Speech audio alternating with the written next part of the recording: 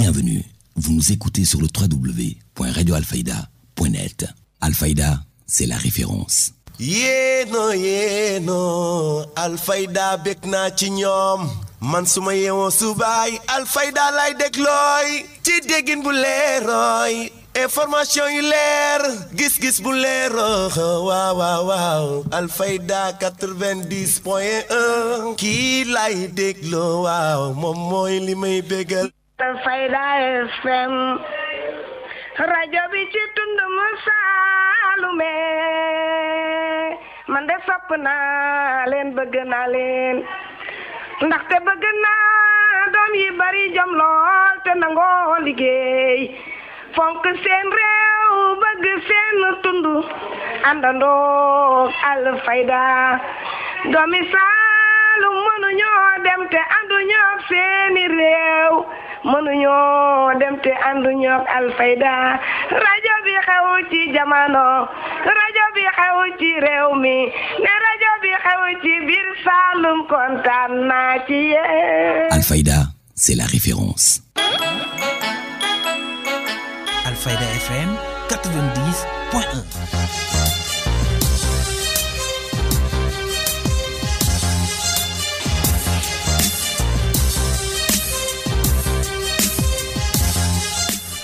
Heures à l'Assemblée nationale. Mesdames et messieurs, merci de la confiance renouvelée à la radio Alfayda pour vous informer. Vous avez fait le bon choix.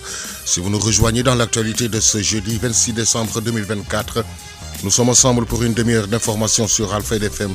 C'est l'heure du journal. Voici le sommaire. Loi de finances rectificative. La chef du groupe parlementaire Taku Wallu a malmené le ministre des Finances et du Budget devant l'hémicycle. Les leçons en matière d'orthodoxie ont bien fusé. Installation de cantines sur la voie publique. Les commerçants du marché central de Kaolack menacent de battre le macadam pour que le Jubal Jubanti soit appliqué.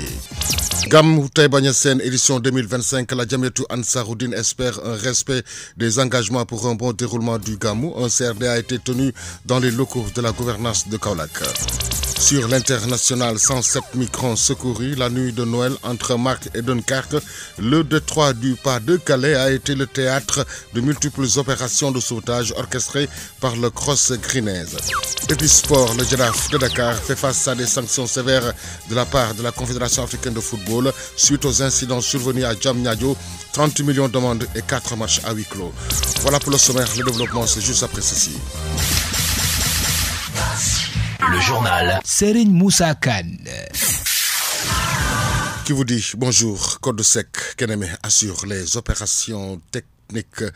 Direction Assemblée nationale lors de l'examen du projet de loi de finances rectificative 2024 à l'Assemblée nationale. Aïssata Tall Sall, le député et chef du groupe parlementaire de l'opposition, a livré une critique acerbe du texte présenté par le gouvernement. Selon elle, cette loi est illégale. Je lis la loi de finances rectificative. Pour moi, elle contient 3 curiosités sur lesquelles nous devons nous arrêter. La première curiosité, c'est que de mon point de vue, cette loi viole l'orthodoxie financière. Elle viole l'orthodoxie financière parce que le principe est que la loi de finances rectificative corrige la loi de finances initiale. Or, et vous l'avez expliqué dans l'exposé des motifs, il est arrivé des dépenses auxquelles vous devez faire face. Les inondations en font partie, les élections en font partie, la restructuration du gouvernement en font partie. Comment se fait-il que vous ayez déjà consommé tous ces crédits pour venir nous demander de voter la loi? Il fallait d'abord voter la loi avant de les consommer les crédits. Mais les élections sont derrière nous. Vous nous demandez de vous octroyer des crédits de 20 milliards que vous avez déjà dépensés pour les élections. Première violation de l'orthodoxie financière. Parce que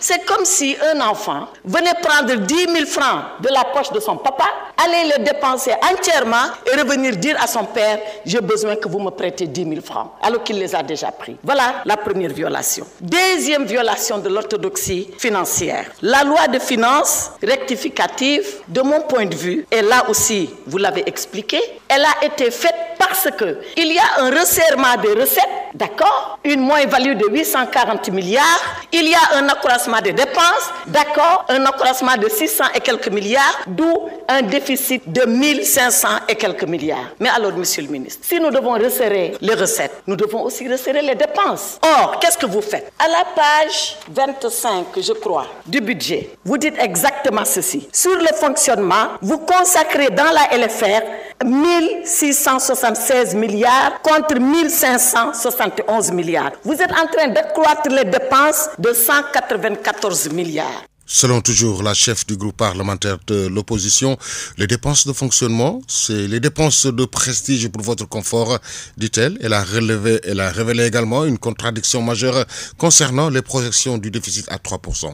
Pourquoi, alors que vous nous demandez de serrer la ceinture, vous augmentez ces dépenses qui sont des dépenses de fonctionnement? Pour que le peuple sénégalais sache, les dépenses de fonctionnement, c'est les dépenses de prestige pour votre confort, c'est les bureaux, c'est le matériel, c'est tout ce qui fait le confort du gouvernement. Donc, vous réduisez les recettes, vous dites que vous les diminuez et vous augmentez les dépenses. Ce n'est pas de l'orthodoxie financière. Et dans le même temps, vous réduisez les dépenses d'investissement. Voilà pourquoi Mamadou Mouri Diaw à Matam, tous les chantiers sont arrêtés et c'est ici dans la loi de finances rectificative. Pour finir, cette loi de finances que vous nous demandez de voter, elle est illégale. Elle est illégale parce que vous connaissez la loi organique qui encadre la loi de finances. Elle devait être présentée en cours d'exercice. Nous sommes à 4 jours ouvrés de l'exercice. 4 jours. La loi de finances, c'est pas avant l'exercice, c'est pas à la clôture de l'exercice, c'est pendant l'exercice. Et un député l'a dit ici, depuis que vous avez été mis en place 9 mois, pourquoi c'est seulement maintenant que vous présentez la loi de finances? En dehors des inondations, tous les autres facteurs, vous les aviez en main. Enfin, monsieur le ministre des Finances, revoyez vos chiffres. Vous nous dites dans le cadrage budgétaire que le déficit, il sera à 3% 2027 pour être dans les critères de convergence de l'UEMOA. Dans le projet que j'ai là, dans le projet Sénégal 2050, il est dit que ce déficit sera à 3% dès l'année prochaine. Qui croire? Le projet ou le budget? Répondez à cela, je vous remercie. Vous suivez le journal. Sur Alfayda FM, la radio qui vous informe partout que vous soyez dans le monde.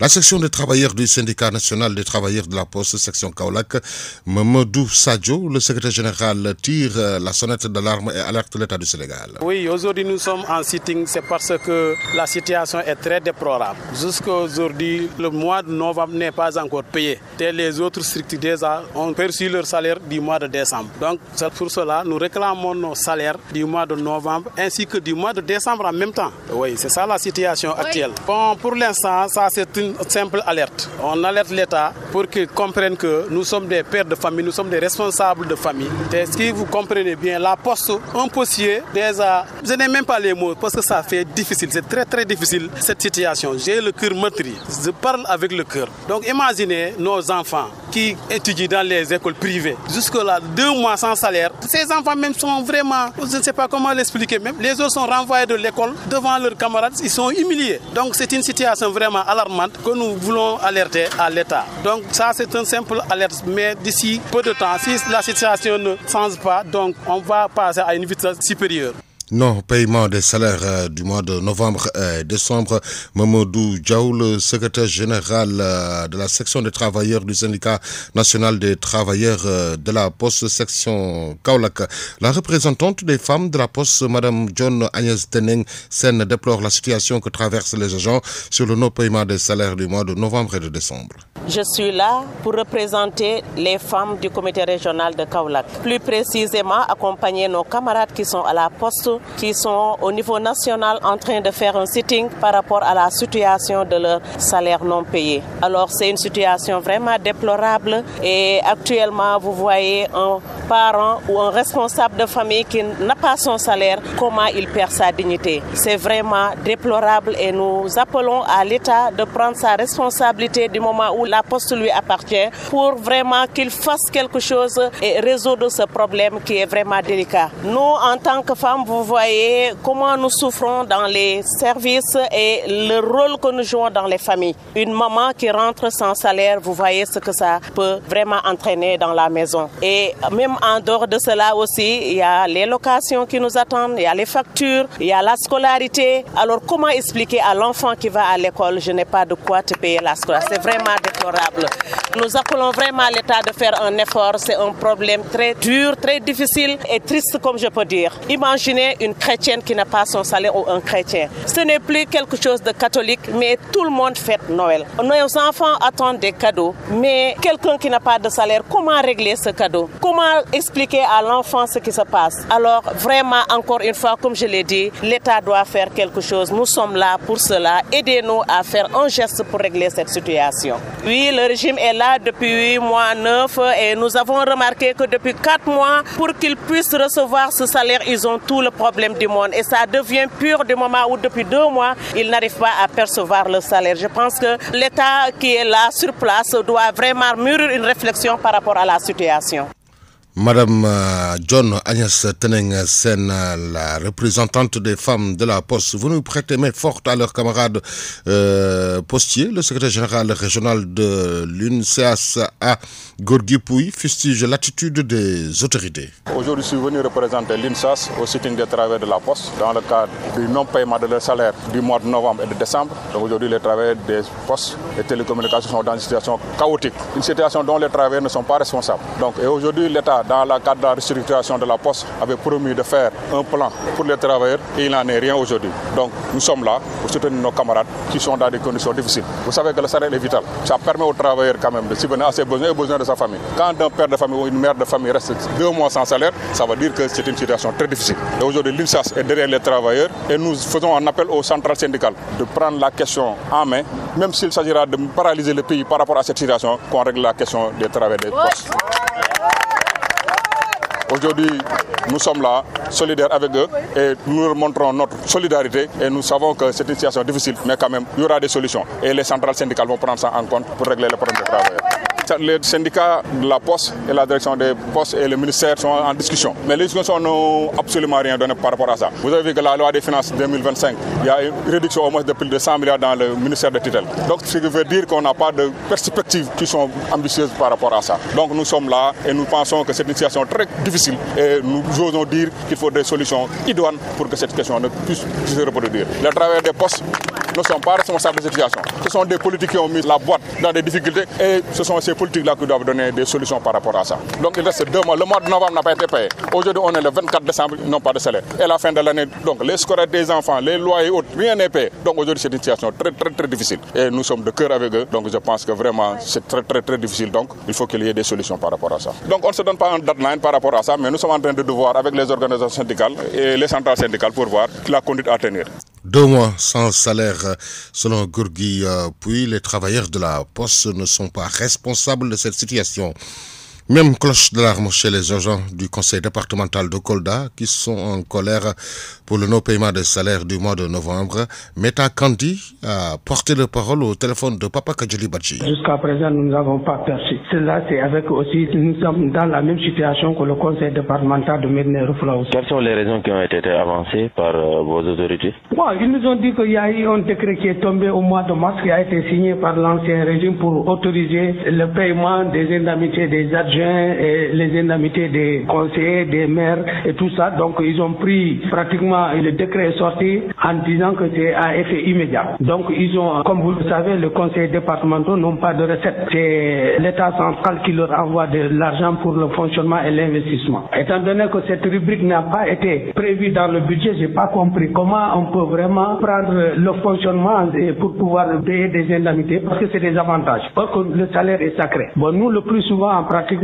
vers la fin de l'année, souvent on a des problèmes de couvrir les 12 mois, mais souvent c'est le mois de décembre qui était resté en observation, qui n'a pas été absorbé jusqu'à présent. Mais à notre grande surprise, cette année, c'est le mois de novembre, même que nous avons été victimes de cette situation. Et maintenant, qu'est-ce que vous comptez faire? Bon, pratiquement, actuellement, on a vu tous les acteurs concernés, toutes les autorités concernées, elles nous ont promis qu'elles sont sur ça, parce que c'était un décret qui devrait être appliqué et ils l'ont fait. Maintenant, ça a eu des conséquences sur nos salaires, et ça, c'est un problème. collègues. Mais ils sont autour de cette question pour rapidement diligenter la situation, diligenter le paiement pour qu'on puisse vraiment entrer. Mais ils ont fait des courriers au niveau national pour leur donner des décrets. Parce que déjà, depuis le début du décret, quand le décret est tombé, ils ont dit qu'ils n'avaient pas de ressources. Ils ont fait un courrier à l'État central pour lui signifier qu'ils n'ont pas de ressources financières parce que cette situation n'était pas prévue. Mais ils nous ont dit de payer, mais ils ont puisé sur ça. Donc, pratiquement, ils ont dit qu'ils devraient avoir des conséquences sur les salaires des agents. Donc, ce qui est arrivé, ils ont fait des courriers depuis très longtemps. Mais ici, quand la situation s'est explosée, pratiquement, le payeur, l'administration du conseil départemental, le préfet et le gouverneur, ils étaient tous dans ça, quoi. Donc, il y a eu un courrier qui est parti au niveau de Dakar, qu'ils ont envoyé au niveau de Dakar pour dire que vraiment, voilà, la situation est très rapidement, ils doivent régulariser la situation. Nous avons des problèmes sérieux parce qu'au niveau des banques, presque tous les agents sont sous prêt. Paiement des salaires du mois de novembre aux agents du conseil départemental de Kolda. Meta Kandi a réagi au téléphone de Pape Kajeli Barji. Retour à Kaolack où les commerçants du marché central ont fait face à la presse pour dire non à l'installation d'une cantine sur la voie publique. Matar Gueye, délégué principal par intérim des marchés à Kaolack, donne 72 heures aux autorités municipales.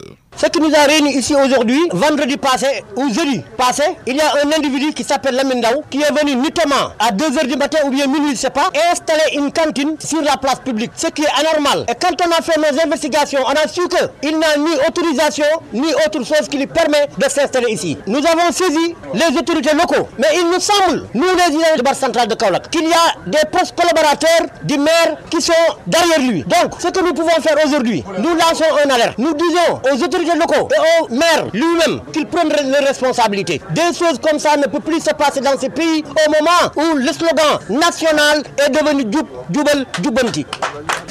Donc, le Djoubel Djoubanti là, ça doit commencer par nous-mêmes. On leur donne rendez-vous dans 72 heures. S'ils ne viennent pas désinstaller cette cantine, nous allons organiser une marche. Et nous allons écrire au préfet, au gouverneur et même s'il le faut, au premier ministre, M. Ousmane Sonko, le garant de Djoubel Djoubanti. L'actualité régionale, nationale, c'est sur Alfayda FM 90.1. Si vous nous rejoignez dans l'actualité de ce jeudi 26 décembre 2024, l'info se poursuit sur la référence. Les travaux de réhabilitation des routes à Kaolack vont bientôt démarrer. C'est l'avis de Amadou Ndiaye, ingénieur génie civil à la mairie de Kaolack, qui souligne que tout le matériel est fin prêt. Il est ici au micro de Chatian Diagne. Donc on a un tronçon à travailler, c'est 1 mètre linéaire de 160 mètres. C'est une surface de 1200 mètres carrés avec des bordures, avec un trottoir de 1,50 m de large. Donc le travail a démarré sous peu en fin de semaine. Aujourd'hui, on a approvisionné la latérite pour la mise en œuvre. On a utilisé des engins. On a un gradeur, un compacteur et une pelle mécanique pour le déplacement de la latérite. On a aussi 2 camions qui est chargé de l'approvisionnement de la latérite. Donc on a fait la plateforme. Après on a approvisionné le chantier. Et l'approvisionnement, on a fait un étalage, on a arrosé, on a scréfié. Donc aujourd'hui, on est en train de faire la plateforme. Après la plateforme, on met la mise en œuvre pour faire la délimitation de la chaussée, qui est sur une distance de 8 mètres de large. Non, les détails, c'est facile. La commune nous a obtenu le matériel logistique qu'il faut sur le terrain. On a des engins qu'il faut pour travailler, faire le terrassement. Donc on a des engins, on a le gradeur qui est disponible à la commune. On a un compacteur, on a 2 camions, on a des tractopelles. Donc le matériel déployé pour faire le génie civil, les pavés, sont disponibles pour la commune. Donc ça permet aussi à la commune de gagner plus de temps pour réaliser beaucoup de travaux au nom de la commune, pour que les populations puissent voir eux-mêmes leur gain pour faire le déplacement envers différentes zones. La fin des travaux, c'est au plus tard le 28 du mois de janvier. Non, il n'y a pas de difficulté notamment, puisque la sécurité nous a accompagnés pour faire vraiment le dispersion qu'il nous faut pour bien avancer sur les travaux. Génie civil à la mairie de Kaolack. Direction mairie de Touba où les conseillers municipaux ont voté le budget équilibré en recettes et en somme de 6 milliards 900 millions. Seul un conseiller a refusé de voter. Les raisons avec Maud Moussa Fambaye. Les conseillers municipaux de Touba se sont réunis pour voter le projet de budget de la municipalité comptant pour l'année 2025. Celui-ci a été équilibré en recettes et en dépenses. Serigne Sidi Mbacké, premier adjoint au maire, précisera qu'une hausse de 24 millions de francs CFA a été noté par rapport au budget 2024. Le projet de budget primitif de l'exercice 2025 soumis à votre examen s'équilibre en recettes et en dépenses à la somme de 6 975 millions de francs CFA. Par rapport à celui de l'année dernière, il accuse globalement une hausse de 24 millions de francs CFA en valeur absolue, 0,99% en valeur relative. Les recettes de fonctionnement sont constituées des produits d'exploitation des produits dominants, impôts locaux, des taxes municipaux et des produits divers et des dotations de fonctionnement. Elles sont estimées à 2 675 555 000, soit 38,36% de recettes, tout budget. Le budget a été adopté à la majorité absolue sur un effectif total de 100 conseillers municipaux. Seuls 77 étaient présents pour participer au vote. Parmi eux, 76 ont voté pour, un seul s'est abstenu et aucun vote contre n'a été enregistré. Le seul conseiller qui s'est abstenu de voter s'appelle Ahmadou Bamba Fall, l'un des premiers adjoints au maire. Il a justifié son abstention par le fait de n'avoir pas eu suffisamment de temps pour examiner le document budgétaire. M. Fall de déclarer avoir reçu le document seulement le vendredi 19 décembre 2024, tandis que le vote a eu lieu le lendemain. Mamadou Moustapha Mbaye Touba, Alfayda FM. Mamadou Moustapha Mbaye, merci beaucoup. Direction tribunal de grande instance de Kaolack, la chambre criminelle prend fin ce jeudi à la barre une affaire de vol de moto Jakarta Ndeye Fatou Cissé.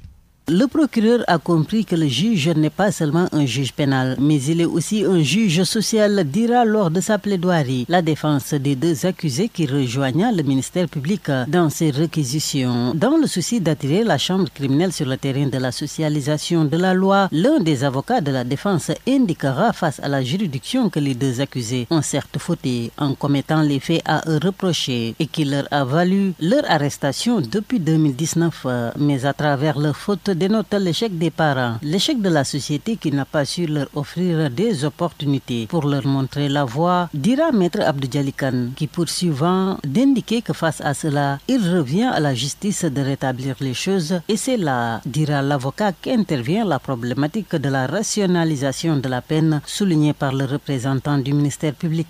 Faire preuve de compréhension pour donner une chance à ces jeunes, ce que sollicitera la défense qui, une fois est allée se ranger du côté du procureur qui dans ce dossier sollicitait un peu plus tôt lors de ses réquisitions avant la plaidoirie de la défense d'élaguer certains éléments par rapport aux faits criminels reprochés aux accusés Amadou 25 ans et Mamadou Moustapha 24 ans, notamment les circonstances de réunion et d'entente au préalable entre les deux, ainsi que l'usage de moyens de locomotion et de ne retenir qu'au final que le vol commis la nuit avec violence et pour la répression de les condamner à 5 ans de prison en détention préventive depuis 2019 alors qu'ils étaient âgés respectivement de 20 et 19 ans pour des faits d'association de malfaiteurs, de vol en réunion commis la nuit avec usage de violence et de moyens de locomotion. Les deux accusés ont comparu à la barre de la chambre criminelle. Lors de leur jugement, l'un d'eux, en l'occurrence Amadou, reconnaîtra sans aucune difficulté avoir pris en course, moyennant 500 francs du cœur de ville, à bon gré derrière SOS,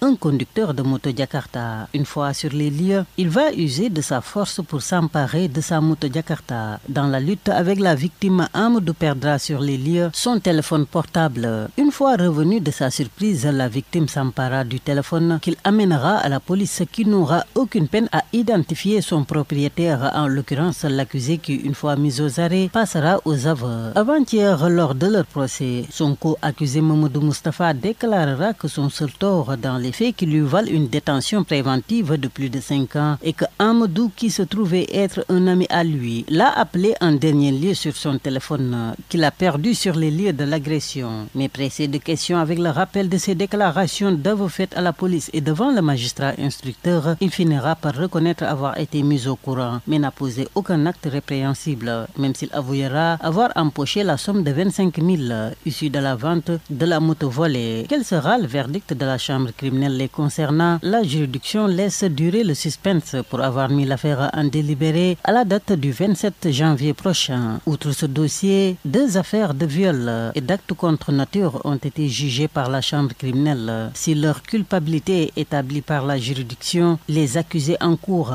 chacun une réclusion criminelle qui peut aller jusqu'à 15 ans selon les réquisitions du parquet. Vous suivez le journal.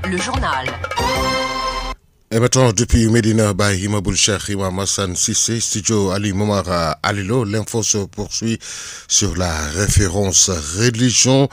Nous en parlons à présent. En CRD du Gamou de Taïba Niassène, édition 2025, prévu le 15 janvier 2025, a été tenu à la salle de conférence de la gouvernance.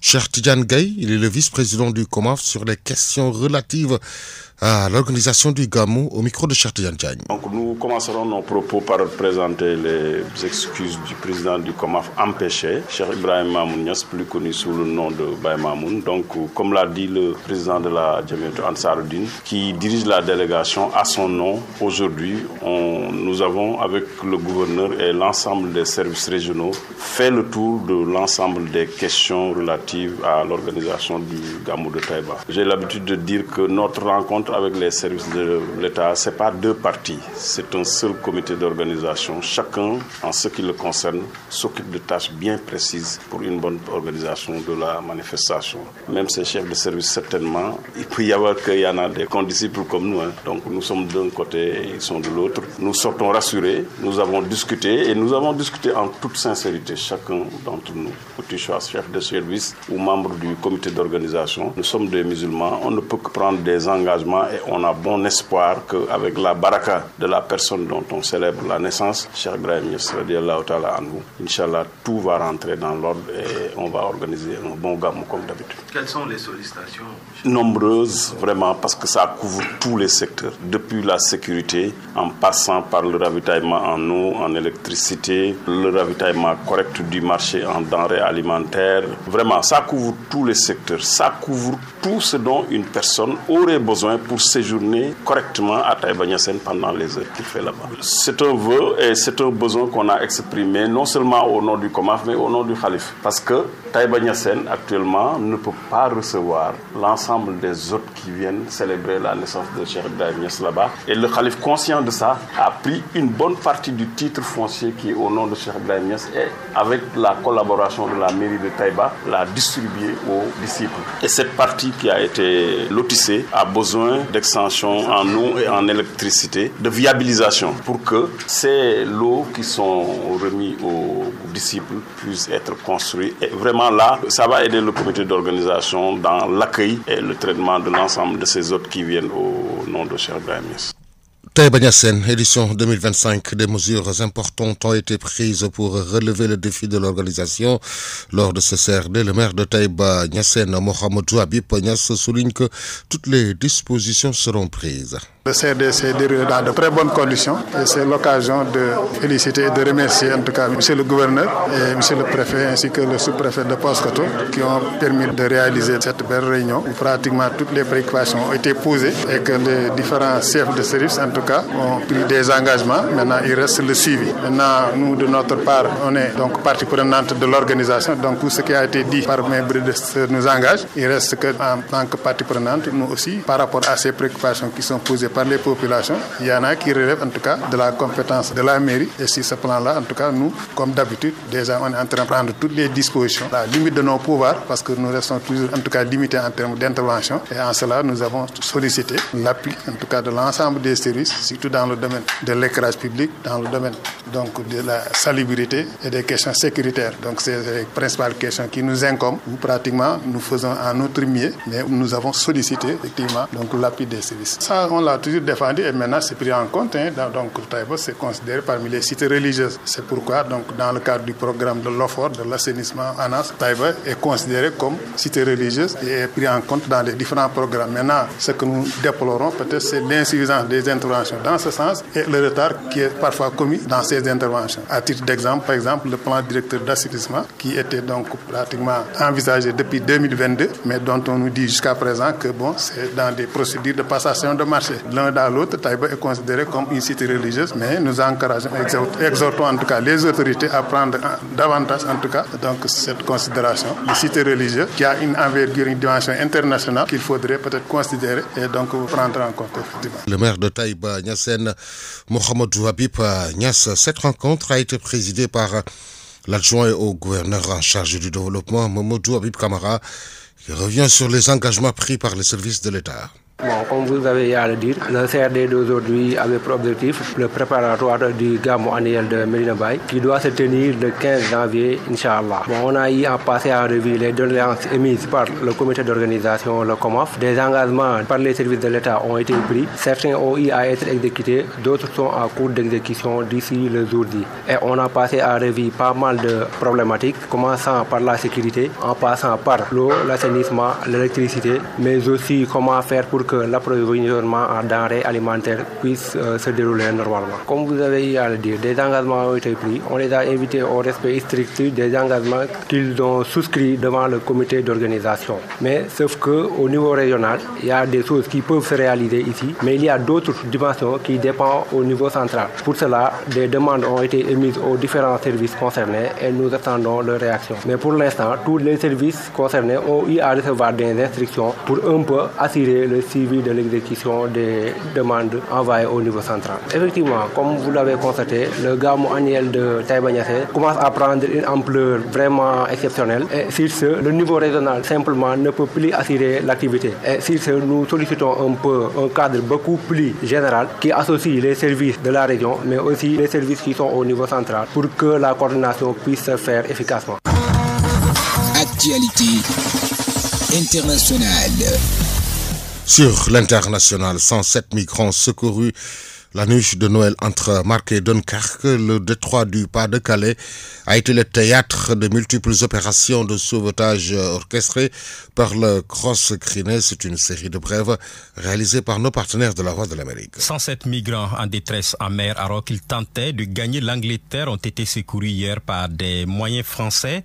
Selon un bilan de la préfecture maritime de la Manche et de la mer du Nord, sur l'ensemble de la journée, 12 opérations d'assistance et de sauvetage ont été coordonnées par le Centre régional opérationnel de surveillance et de sauvetage Greenaise. Au moins 73 candidats à l'exil sont morts en tentant la traversée maritime pour rejoindre l'Angleterre depuis le début de l'année, selon la préfecture du Pas-de-Calais. Cela fait de 2024 l'année la plus meurtrière depuis l'apparition du phénomène des small boats, entendez petits bateaux, dans la Manche en 2018. Actualité internationale. Hier, des millions de chrétiens ont célébré la fête de Noël dans le monde. À l'occasion, le pape François a exhorté à faire taire les armes et surmonter les divisions dans le monde alors que Noël est encore assombri cette année par les guerres. Ici aux États-Unis, les présidents sortants Joe Biden et élu Donald Trump ont envoyé des messages de Noël différents. Pour son dernier Noël comme président, Biden a souhaité que le pays continue à rechercher la lumière de la liberté et de l'amour, de la bonté et de la compassion, de la dignité et de la décence. Joyeux Noël à tous, y compris aux merveilleux soldats chinois qui exploitent avec amour mais illégalement le canal de Panama, a déclaré de son côté Donald Trump qui menace de reprendre le contrôle du canal de Panama. Actualité internationale. Le président Joe Biden a qualifié hier de scandaleuse l'attaque russe massive contre le réseau électrique ukrainien le jour de Noël. Le but de cette attaque scandaleuse était de couper l'accès du peuple ukrainien au chauffage et à l'électricité pendant l'hiver et mettre en péril la sécurité de son réseau, a déclaré Biden dans un communiqué. La Russie a lancé mercredi plus de 170 missiles et drones sur le système énergétique de l'Ukraine, une attaque inhumaine qui a causé la mort d'une personne selon Kiev et laissé des centaines de milliers de foyers sans électricité ni chauffage le jour de Noël. Actualité internationale. En Guinée, les partis d'opposition et les organisations de la société civile ont annoncé des manifestations à partir du 6 janvier pour exiger le départ des militaires au pouvoir. Cette décision, initiée par les forces vives, vise à instaurer une transition civile et la fin de la transition fixée au 31 décembre. Actualité internationale. Évasion massive d'une prison hier au Mozambique. Plus de 1500 détenus ont fui d'un centre pénitentiaire de haute sécurité de Maputo dans la confusion qui a suivi la confirmation de la victoire du Frélimo au pouvoir. Actualité internationale. Au Kenya, un collectif de défenseurs des droits humains s'est inquiété mercredi du sort de 3 jeunes influenceurs kenyans. Ces derniers, connus pour être critiques du pouvoir, ont été récemment enlevés, a dénoncé le collectif dans un communiqué. Actualité internationale. Et sport.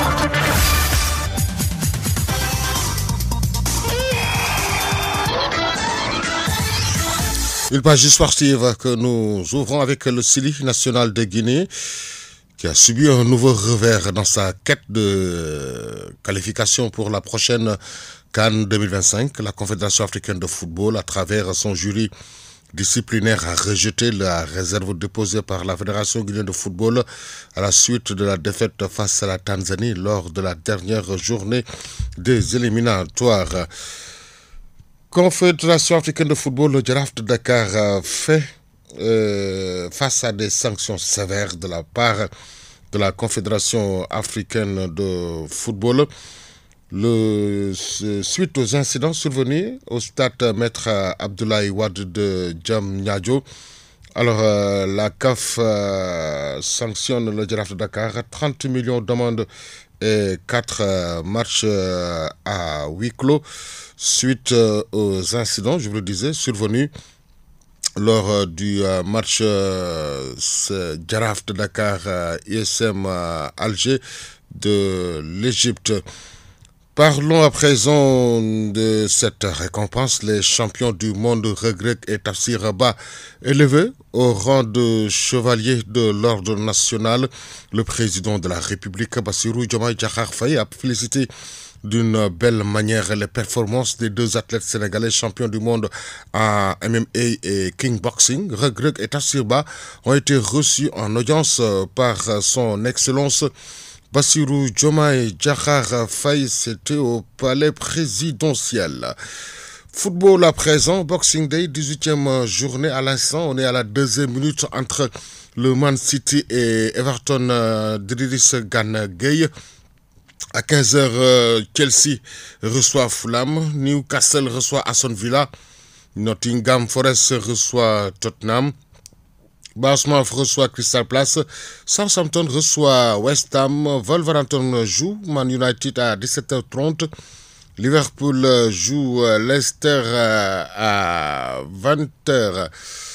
12h34 minutes, c'est la fin de cette édition. Merci à Kodou Sek Keneme qui en a assuré la partie technique. La rédaction en chef a été assurée par Ella Ibrahima Gaye. J'étais devant ce micro, Serigne Moussa Kane. L'info revient dans moins de 25 minutes. Ce sera en Wolof avec Mariam Abba. Tout de suite, le rappel de ce qui a fait l'essentiel de ce 12 heures. Loi de finances rectificative. La chef du groupe parlementaire Takou Walou a malmené le ministre des Finances et du Budget devant l'hémicycle. Les leçons en matière d'orthodoxie ont bien fusé. Installation de cantines sur la voie publique. Les commerçants du marché central de Kaolack menacent de battre le macadam pour que le Jubal Jubanti soit appliqué. Gamou Taïba Niassène, édition 2025, la Jamiatou Ansaroudine espère un respect des engagements pour un bon déroulement du Gamou. Un CRD a été tenu dans les locaux de la gouvernance. En seconde partie, vous avez suivi l'actualité internationale, la page sportive qui ont mis un terme à ce 12 heures. Mesdames, Messieurs, merci de nous avoir accueillis dans l'intimité de chez vous. Excellente suite de programme sur la 90.1. Le journal Serigne Moussa Kane.